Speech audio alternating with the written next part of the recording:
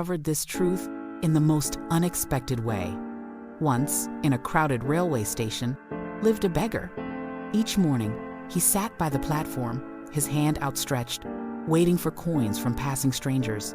It was how he had survived for years, asking, waiting, depending.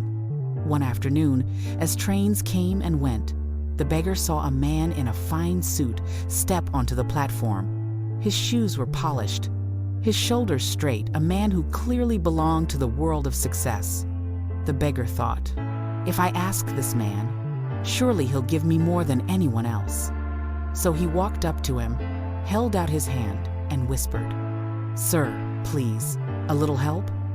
But instead of reaching for his wallet, the businessman paused and asked, "Tell me, do you always take from others?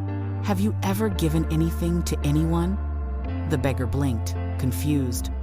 "Sir, I'm just a poor man. I have nothing to give." The businessman smiled softly. "If you truly believe you have nothing to give, then you also have no right to receive. You see, I'm a businessman. I believe in exchange. When you offer something of value, people will gladly give you something in return." And with that, he stepped onto his train and was gone. The beggar stood frozen, the noise of the crowd fading behind him. The man's words echoed in his mind all night. If you want to receive, you must first give. But what could he possibly give? He had no money, no possessions, nothing but the clothes on his back and the space he sat in. 2 days passed. He didn't beg. He only thought. Then, one morning, as he sat in silence, his eyes fell upon a small patch of wildflowers blooming by the railway tracks. They were bright red, yellow, and white, swaying gently in the wind. For some reason, they made him smile. And then, an idea bloomed within him.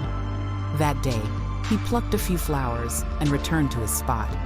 When a passerby dropped a coin into his cup, he smiled, held out a flower, and said, "Thank you, sir. This is for you." At first, people looked surprised, but then they smiled back.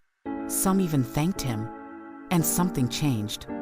The next day, more people stopped by. They began to give, not out of pity, but out of joy. He noticed something magical. Whenever he had flowers to offer, people gave more generously. When he ran out, the coins stopped coming. That was when he truly understood. It wasn't the flowers themselves that mattered, but the act of giving, of offering something beautiful to the world. Months passed.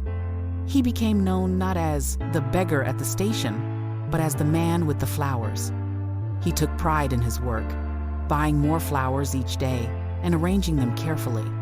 His stall grew, his savings grew, and so did his heart.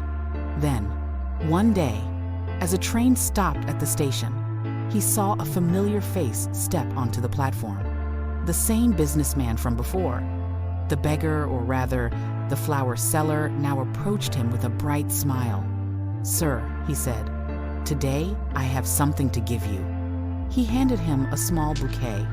The businessman smiled, placed a few bills into his hand, and said, "You've learned well. You are no longer a beggar, you're a businessman now." The train departed, and the man stood there for a long moment, watching it disappear into the distance. Then he whispered to himself, "Yes, I am a businessman. I always was. I just didn't see it before." Dear friend, sometimes life doesn't change when we earn more, but when we see ourselves differently.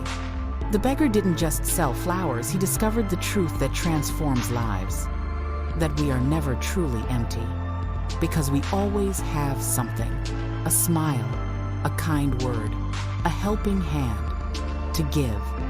And when we give from the heart, life, in its quiet way, always gives back with warmth and gratitude.